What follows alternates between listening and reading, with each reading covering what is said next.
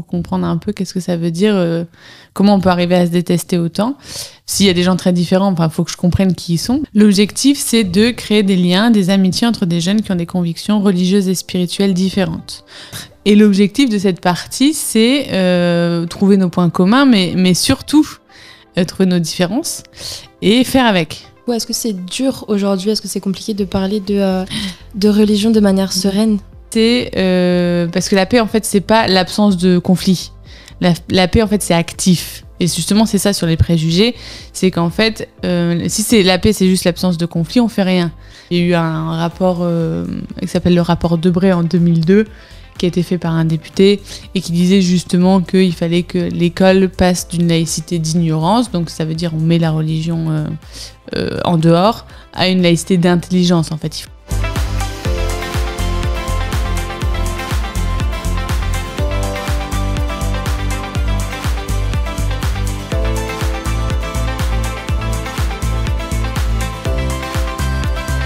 Bonjour à toutes et à tous, on se retrouve pour un nouvel épisode de Parler Partager. Aujourd'hui, nous sommes avec Anne Plouy, porte-parole de l'association Coexister. Anne Plouy, comment tu vas?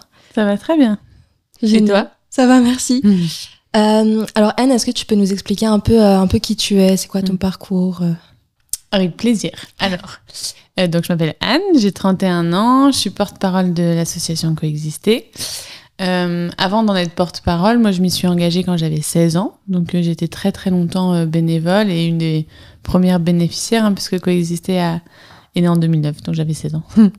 Donc voilà, donc j'ai fait tout un parcours bénévole, j'ai été aussi la directrice pendant 5 ans et je suis partie là en février. Donc maintenant aujourd'hui j'en suis la porte-parole. Je me suis engagée assez tôt à Coexister parce qu'en fait j'ai toujours été assez marquée par les questions de... J'ai jamais trop compris pourquoi les êtres humains se tapent dessus en groupe, essayent d'éliminer des groupes, de s'éliminer les uns les autres et d'aller jusqu'au génocide. Donc c'est toujours été des questions qui m'ont beaucoup marquée. Une des dernières horreurs historiques qui est arrivée en France, c'est la Shoah. Donc voilà, ça a été très vite dans ma tête en me disant qu'il fallait que je m'engage sur les sujets de vivre ensemble sur ces sujets-là. Voilà, donc c'est comme ça que je suis arrivée à Coexister, pour rencontrer des gens très très différents, pour comprendre un peu qu'est-ce que ça veut dire, comment on peut arriver à se détester autant. S'il y a des gens très différents, il faut que je comprenne qui ils sont, justement, pour pas retomber là-dedans et pour que justement il n'y ait plus jamais ça. Ok, du coup tu nous as parlé un peu de Coexister, mais est-ce que tu peux nous l'expliquer un peu en détail? Qu'est-ce que l'association fait exactement? Ouais, carrément. Alors Coexister, c'est un mouvement de jeunesse et d'éducation populaire. C'est pour les jeunes de 15 à 35 ans et surtout par les jeunes de 15 à 35 ans. Donc c'est une association qui est dirigée par des jeunes. L'objectif, c'est de créer des liens, des amitiés entre des jeunes qui ont des convictions religieuses et spirituelles différentes. Donc c'est-à-dire des jeunes musulmans, athées, agnostiques, chrétiens, juifs. On dit conviction justement et pas que religion, parce qu'il y a beaucoup de jeunes athées et agnostiques à Coexister. Et voilà, et donc on est partout en France, on est organisé par groupes locaux, par groupes de proximité, principalement villes et quartiers, parce que c'est là aujourd'hui où il y a le plus de diversité. On a 15 ans maintenant, 2009, on va avoir 14 ou 15 ans au janvier, si je sais calculer, 14 ans. Voilà, et donc on a plusieurs actions qu'on propose dans le but de construire du vivre ensemble avec des jeunes qui ont des convictions différentes. Ok, justement, vos actions, est-ce que vous pouvez nous en parler un peu? Qu'est-ce que vous faites concrètement? Alors, concrètement, la porte d'entrée à Coexister, c'est un parcours qui est un parcours d'1 an, qui est vécu dans des groupes. Donc, c'est des groupes locaux, c'est en général 6-7 jeunes qui animent un parcours pour une cinquantaine de jeunes autour. Ce parcours, il est de 3 étapes qui sont en fait lissées sur l'année. Et ces 3 étapes qui sont mises en place par des événements, pour être beaucoup plus concrète, parce que c'est très vague ce que je raconte. La première étape, en gros, c'est il faut apprendre à se connaître. Donc c'est ce qu'on appelle l'étape dialogue. Et c'est dans cette étape-là qu'on apprend sur les autres convictions religieuses et spirituelles. Qu'est-ce que ça veut dire? Il y a de la théorie. Qu'est-ce que ça veut dire être juif? Le judaïsme, c'est quoi? Enfin, vraiment, il y a des choses très théoriques. Et il y a des choses très pratiques, comme aller visiter un lieu de culte, genre aller visiter une mosquée. Qu'est-ce qui se passe dans une mosquée? Comment c'est organisé? Donc vraiment, c'est la partie apprendre à se connaître. Et l'objectif de cette partie, c'est trouver nos points communs, mais surtout trouver nos différences et faire avec. Parce qu'en fait, entre quelqu'un qui... Et c'est ça qui est fort avec la conviction religieuse et spirituelle, c'est qu'il y a des choses sur lesquelles on ne sera jamais d'accord. Enfin, vraiment, entre un chrétien et un musulman, sur qui est Jésus, personne ne sera d'accord. Enfin, vraiment, ça, on ne peut pas être d'accord. Donc, on est obligé de construire ensemble sur des différences. Donc, on apprend, c'est ce qu'on aime bien dire, on apprend à être d'accord de ne pas être d'accord. Donc, ça, là, c'est la première partie, c'est là où on apprend ça. Et la deuxième étape, c'est justement le commun. Qu'est-ce que notre commun? Dans ce cas-là, si en fait, on a plein de désaccords, c'est quoi notre commun? Et donc, notre commun, c'est ce qu'on appelle la solidarité. C'est justement d'agir ensemble pour la société. Et donc là, il y a des actions qui sont organisées de solidarité. Donc, par exemple, des maraudes. Enfin, l'idée, c'est de s'engager dans son quartier localement et de construire ensemble des actions communes. Et souvent, on se met au service d'autres associations qui sont déjà des professionnels de la solidarité qui nous accompagnent justement à faire ça. Donc ça, c'est la deuxième étape. Et la troisième étape, c'est ce qu'on appelle les ateliers de sensibilisation. Donc c'est après avoir vécu le fait d'apprendre à se connaître, nos points communs, nos points de désaccord, à voir que c'est possible de construire ensemble grâce à tout ça. Et ben on va voir d'autres jeunes, d'autres personnes qui sont pas forcément sensibilisées sur le sujet et leur dire que c'est possible. Donc il y a tout un témoignage sur le vivre ensemble, mais il y a aussi une partie un peu plus professionnelle et cadrée sur la laïcité. Expliquer ce qu'est la laïcité, quel est le cadre justement qui nous permet de vivre ensemble en France aujourd'hui avec nos convictions religieuses et spirituelles différentes. Donc ça, c'est la grosse action coexister. Et après, on a plein d'actions autour qui permettent de nourrir ça. Notamment, on a des formations, on a des kits pour les enseignants, on a un plaidoyer aussi, on a une pédagogie de contre-discours de haine en ligne. Voilà, plein de petites choses qui gravitent autour. Ok, génial. Donc, vous avez parlé des ateliers de sensibilisation et de toutes vos actions en général, comment les gens y participent. Donc, comment ils peuvent s'inscrire. Enfin, je sais pas si c'est des inscriptions ou quoi, mais comment du coup ils y participent. Si, c'est des inscriptions. En fait, il faut voir sur notre site internet, il y a les groupes locaux les plus proches. Donc, on peut aller rejoindre les groupes locaux les plus proches. Donc, ça, c'est pour si on veut suivre le parcours. Pour les autres actions, les ateliers de sensibilisation, par exemple, en général, c'est plutôt des éducateurs, des éducatrices ou des profs qui nous appellent pour nous faire venir intervenir auprès de leurs jeunes. Donc, c'est beaucoup en milieu scolaire ou dans d'autres associations. Donc là, c'est pareil, sur notre site internet, on peut commander un atelier. Et la dernière chose, pour tout ce qui est formation, aussi un site internet, nos réseaux sociaux. Notamment, on a une grosse formation qui s'appelle le Campus, qui est hyper intéressante, qui est toute la théorie on apprend qu'est-ce que sont les différentes convictions, qu'est-ce que l'athéisme, qu'est-ce que le judaïsme. Mais aussi, on a pas mal d'ateliers sur égalité femmes-hommes, lutte contre l'homophobie et tout ça. Donc là, tu nous en as un peu parlé, mais du coup, est-ce que c'est dur aujourd'hui? Est-ce que c'est compliqué de parler de religion de manière sereine? C'est une très bonne question. C'est pas... En fait, il y a un peu un décalage entre ce que chacun ressent dans son entourage avec ses potes et ce qu'on entend en général dans le discours public et aussi dans la manière de gérer la laïcité en France. Donc en fait, avec les potes et tout ça, c'est pas si difficile de parler de religion. Très vite, on se respecte les uns les autres, même si c'est un sujet qu'on discute pas toujours beaucoup. Quand on va en milieu scolaire, on se rend compte qu'il y a des élèves qui sont plus ou moins à l'aise de parler religion et que souvent ça vient de est-ce qu'il y a une place dans leur entourage pour en parler. Donc c'est pas ça paraît facile, mais c'est pas si facile, et en plus on a l'impression qu'il y a une crispation sur le sujet en France depuis des années. La religion, on dit toujours que c'est un sujet à éviter si on veut pas avoir des discordes à table. C'est un peu quelque chose qui est dit. Donc c'est pas facile. Mais par contre, c'est faisable. Enfin, vraiment, ce qu'on vit en tout cas à coexister, on a développé toute une pédagogie autour de ça.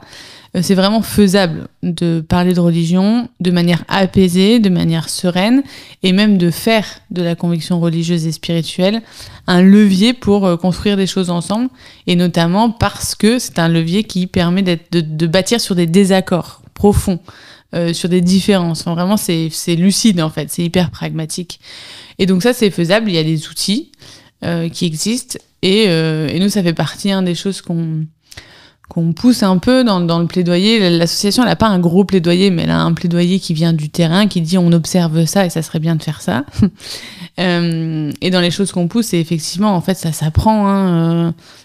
Pour parler religion, il faut il y a des outils, il y a des manières de faire, il y a des apprentissages, et il faudrait les mettre en place, notamment soit à l'école ou dans d'autres sphères où il y a des jeunes, au moins. Donc forcément, je pense qu'il y a des préjugés, beaucoup de préjugés, mais est-ce que c'est quoi un peu l'impact que ça a sur justement les religions et même sur la paix? Ouais, les préjugés, c'est un gros sujet. On a d'ailleurs un atelier sur la déconstruction des préjugés. En fait, les préjugés, on en a tous. Tous et toutes. Ça vient des idées préconçues qu'on a, du manque de connaissances, mais aussi, et des préjugés, on en a sur les autres, mais on en a aussi sur soi-même. Enfin, on se met nous-mêmes aussi dans des cases desquelles on a du mal à sortir. Et en fait, les idées préconçues, ça crée des fantasmes, mais ça peut aussi créer des dogmes desquels on n'ose pas sortir, parce qu'en fait, on se dit c'est comme ça qu'il faut réfléchir, c'est comme ça qu'il faut penser. Et donc, justement, les préjugés, ça s'apprend, ça se déconstruit. En fait, apprendre à déconstruire des préjugés, ça s'apprend. Il y a même des préjugés qui peuvent avoir l'air positif et qui sont en fait très, très néfastes. Un exemple que j'utilise souvent, c'est notamment le préjugé sur les juifs sont riches. En général, les juifs ont beaucoup d'argent et tout ça. On se dit que c'est un préjugé positif, c'est pas mal d'être riche, voilà. Et en fait, non, c'est encore un préjugé qui tue aujourd'hui. Donc, en fait, effectivement, les préjugés, ça a un impact sur le vivre ensemble. Les laisser continuer enfin les laisser exister sans essayer d'apprendre à les déconstruire, ça ne permet pas le vivre ensemble. Donc c'est pour ça qu'effectivement il vaut mieux apprendre, avoir des outils pour déconstruire ça et pour avancer ensemble. Ok, donc tout à l'heure, par contre, tu nous as parlé du plaidoyer. Ouais. Donc je suppose qu'il est centré sur plusieurs axes. Ouais. Est-ce que du coup, tu peux nous expliquer un peu ce que c'est? Ouais, en gros, il y a 3 axes. Donc le premier, c'est un peu celui que j'étais en train de développer, là, c'est l'éducation à la paix. C'est parce que la paix, en fait, c'est pas l'absence de conflit. La paix, en fait, c'est actif. Et justement, c'est ça sur les préjugés, c'est qu'en fait, si la paix, c'est juste l'absence de conflit, on fait rien. Sauf qu'en fait, il y a les préjugés, c'est ce qu'on appelle le terreau. Le terreau qui est favorable à ce que la haine puisse sortir. Alors, tant qu'il n'y a rien, ça va, ce terreau, il est là, tout va bien. Par contre, quand il commence à y avoir des crispations, ça peut vite, paf. Donc, en fait, la paix, c'est actif. Donc, il faut agir pour maintenir la paix. Donc, c'est ce qu'on appelle l'éducation à la paix, nous, de notre côté. Un des axes de plaidoyer concret qui est demandé, par exemple, c'est qu'il y ait une éducation laïque aux faits religieux à l'école. Qu'on puisse apprendre ce qu'est le judaïsme, ce qu'est le christianisme, de manière hyper laïque, justement. Donc, c'est pas du catéchisme, c'est des personnes qui nous apprennent historiquement, sociologiquement, factuellement, qu'est-ce que c'est, qui sont ces personnes qui sont croyantes, enfin voilà, rencontrer des personnes, mais le faire de manière justement pas dans le catéchisme. C'est quelque chose qui a déjà été beaucoup discuté. Il y a eu un rapport qui s'appelle le rapport Debré en 2002, qui a été fait par un député et qui disait justement qu'il fallait que l'école passe d'une laïcité d'ignorance, donc ça veut dire on met la religion en dehors, à une laïcité d'intelligence. En fait, il faut vraiment s'approprier le fait religieux, le fait convictionnel aussi, pour pouvoir en faire un sujet de discussion, un sujet qui n'est pas un tabou en fait, qui permettrait d'éviter les dogmes. Donc ça, c'est notre premier axe. Notre deuxième axe, c'est liberté de conviction et inclusion de toutes les diversités. C'est assez intéressant parce que à la base, l'axe, c'était liberté de conviction. On voulait défendre le fait que tout le monde a le droit d'avoir la conviction qu'il veut en France, et d'en changer, enfin voilà, la liberté de conscience et de religion comme elle existe. Donc ça, c'est le truc qu'on défendait dans le cadre qu'est la laïcité, qui est un cadre hyper... je sais qu'on entend plein de choses sur la laïcité, mais en vrai, c'est un cadre juridique qui est très très bien fait, qui est pour la liberté et l'égalité de chacun devant la loi. La neutralité de l'État, donc l'État se mêle pas des religions, les religions pas de l'État. Enfin, c'est vraiment un truc qui a été bien pensé. Donc, on défendait la liberté de conviction dans ce cadre-là et faire en sorte que la laïcité telle qu'adoptée ne bouge pas, parce qu'il y a quand même un peu des discussions philosophiques, idéologiques, politiques sur ce sujet-là, où on veut que la laïcité soit d'une manière ou d'une autre. Il y a quand même beaucoup de débats. Ok, génial. Je sais que tout à l'heure, je voulais revenir sur un point, mais tu nous as parlé de campus que vous avez. Ouais. Alors, il me semble que vous en avez 2. Ouais. Est-ce que tu peux nous dire un peu qui peut y aller? Ouais. Ce qui se passe un peu à l'intérieur? Ouais. Alors, le Campus Mode, c'est mon événement préféré à coexister. Vraiment, c'est hyper intéressant. Donc, c'est sur, en général, 3-4 jours. On essaye de le faire sur un week-end un peu long. Il y en a un souvent entre octobre-novembre et un peu plus tard entre février-mars. Et donc c'est une formation de 3 jours. Tout le monde peut y aller, enfin toutes les personnes de 15 à 35 ans, hein, c'est quand même pour les jeunes. Donc 15 à 35 ans peuvent y aller. On essaie d'en faire un à Paris, un dans une autre ville de France. Et ce qui se passe, c'est donc il y a la base des formations qui est notre sujet, donc judaïsme, islam, christianisme, athéisme, enfin les convictions religieuses et spirituelles. Il y a plusieurs niveaux, si on veut faire plusieurs fois le campus, il y a un niveau 1, 2, même 3, je crois maintenant. Laïcité aussi, pour comprendre ce qu'est la laïcité. Et après, il y a d'autres ateliers sur justement égalité femmes-hommes, LGBT-phobie, enfin voilà, d'autres ateliers, aussi sur le handicap. Il y a aussi des ateliers sur comprendre les discriminations, les cumulations de discrimination que certaines personnes peuvent avoir, les rapports de pouvoir, enfin voilà, tout ça, il y a un peu des ateliers sur ça et après on s'inscrit un peu où on veut. Et les 3 jours, on les vit ensemble, donc on dort sur place. L'idée, c'est aussi d'avoir une vie commune pour justement avoir les soirées, pouvoir profiter de la soirée pour faire d'autres connaissances. Enfin voilà, donc c'est un truc vraiment sur le temps long. En fait, à Coexister, on travaille beaucoup sur ça quand même, le temps long. Parce on fait beaucoup de choses rapidement, on est très consommateur, sauf qu'en fait, rencontrer l'autre qui est très différent de soi, qui est pas d'accord avec soi, qui même parfois questionne notre propre identité, ça demande du temps. Donc en fait, il faut avoir le temps, il faut prendre le temps, il faut parfois être un peu dans des bulles, des parenthèses. Donc voilà, donc c'est pour ça que c'est un truc sur 3 jours. Après, si on veut vraiment pas dormir sur place, c'est possible. Enfin, justement, il faut que chacun soit très à l'aise dans ce qu'il fait pour venir. Donc là, il y en a un en février. Je crois que la date doit être sur le site internet. Ok, génial. Est-ce que Anne, je peux te proposer un café? Avec grand plaisir. Alors, on passe à la minute café.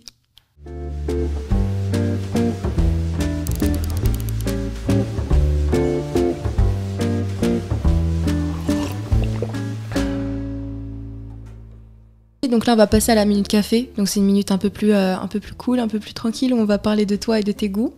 Alors la première question, c'est quel est ton livre préféré?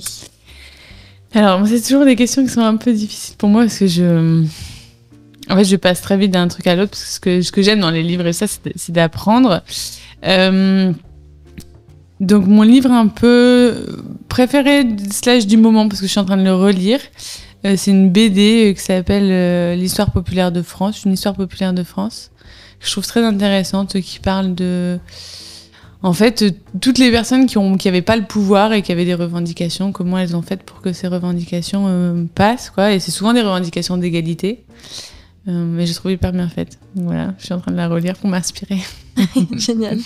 Est-ce que tu peux nous dire ta musique préférée? Ouais. En fait, j'écoute beaucoup ce qu'on appelle du rap conscient. Je savais trop, d'ailleurs, aimer ce mot. Mais moi, je l'écoute pas tant parce que engagé. Enfin, si, sûrement un peu. C'est des textes qui me font du bien. Mais aussi beaucoup parce que ça me permet de comprendre d'autres personnes. Enfin, en général, c'est... Ouais, ce qui m'intéresse, c'est de comprendre ce que vivent d'autres personnes, ce qu'elles traversent, ce qui les émeut, ce qui les énerve surtout, en fait. Quelles sont les injustices qu'ils ressentent. Et en fait, il y en a beaucoup dans le rap de ça, donc voilà.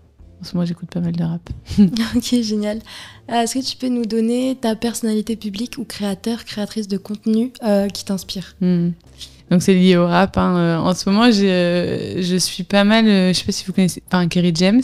Oui. Et notamment parce qu'en plus d'être un rappeur, il effectivement produit beaucoup de contenu, des films, des pièces de théâtre. Là, en ce moment, il a une nouvelle pièce de théâtre. Et en fait, il est très très fort justement, lui, pour mettre plusieurs points de vue en action sur un même projet. En ce moment, sa pièce de théâtre, c'est sur les violences policières. Et justement, il y a plusieurs points de vue. Et tout ça, ça fait un espèce de mélange de tous ces points de vue pour qu'il y ait une vérité qui sorte, mais qui est vraiment le point commun et le point de rencontre en fait entre ces différents ressentis et points de vue. Voilà. Ok, génial. Alors, si tu avais un conseil à donner aux gens qui nous regardent, est-ce que tu peux nous le donner? Ouais.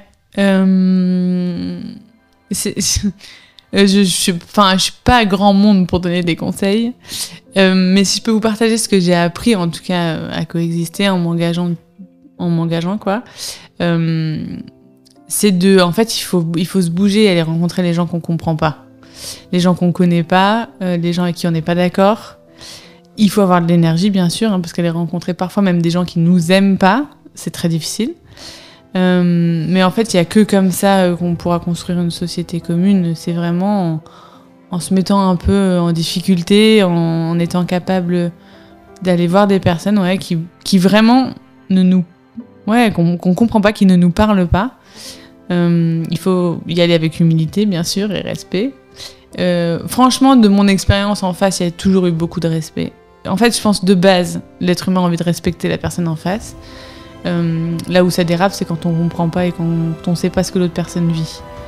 Et vraiment, maintenant que je me rends compte avoir rencontré beaucoup de gens très différents, et j'en ai encore plein d'autres à rencontrer, je suis pas du tout très avancée, en fait, on traverse tous les mêmes choses. On met juste pas les mêmes mots dessus, et on a l'impression que qu'on va s'écraser les uns les autres, et que si nous, on n'écrase pas celui en face, c'est lui qui va nous écraser.